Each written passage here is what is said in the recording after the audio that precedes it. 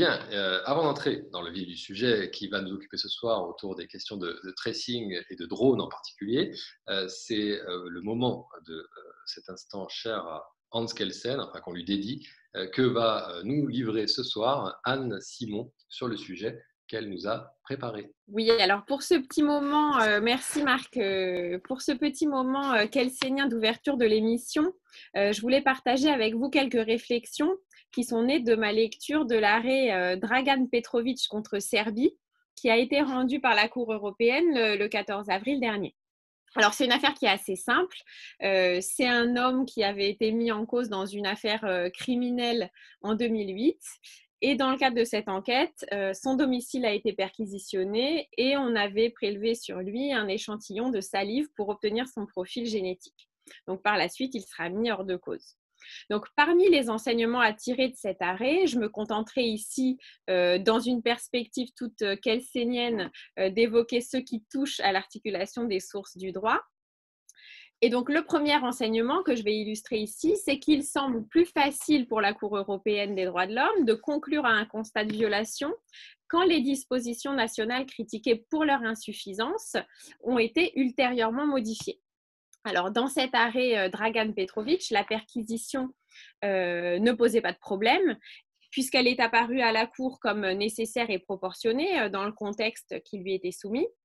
En revanche, c'est le prélèvement ADN qui avait été fait en violation de l'article 8 de la Convention européenne.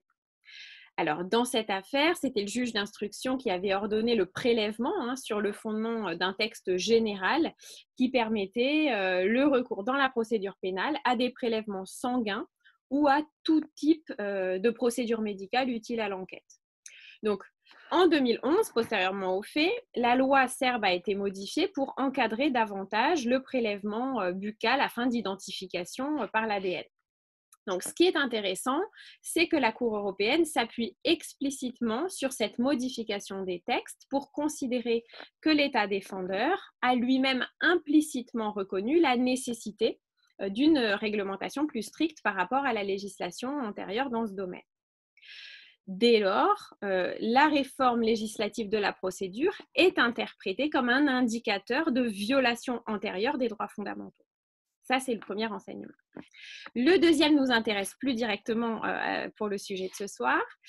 C'est que si le positionnement de la Cour européenne est parfois fragile face à des lois qui sont susceptibles de restreindre les libertés, pour la bonne raison aussi que les juges qui la composent sont eux-mêmes sensibles aux préoccupations sécuritaires, cet arrêt, il adopte une position de fermeté quant aux exigences de la loi nationale. D'abord, les dispositions générales sont insuffisantes s'agissant d'autoriser un prélèvement biologique attentatoire à la vie privée. Et ensuite, là où la Cour européenne apparaît également protectrice des libertés, c'est dans le refus de considérer un prélèvement ADN qui a été finalement accepté par le requérant par crainte de se le voir imposer physiquement. Ce prélèvement, elle refuse de le considérer comme un prélèvement consenti et donc qui ainsi pourrait échapper à son contrôle. Cette nuance entre l'atteinte factuellement acceptée et l'atteinte pleinement consentie a quelque chose de rassurant dans le contexte actuel, notamment quand on pense aux questions de surveillance numérique qui seront l'objet de notre grand débat du soir. Je me réjouis donc de ces échanges à venir.